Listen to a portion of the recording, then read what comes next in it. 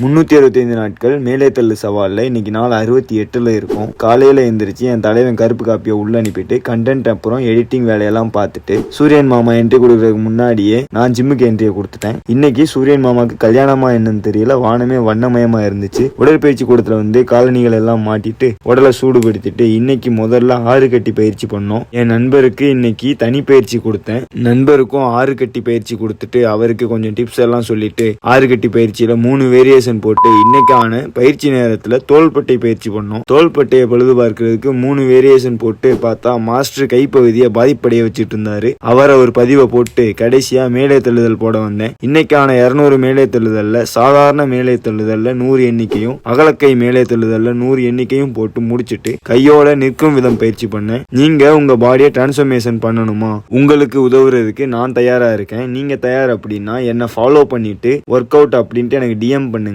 இதுக்கு எந்த சார்ஜஸும் கிடையாது. இதோட வீடியோவை முடிச்சுக்கிறேன். டிசிப்ளினா இருப்போம், கடினமா உழைப்போம்.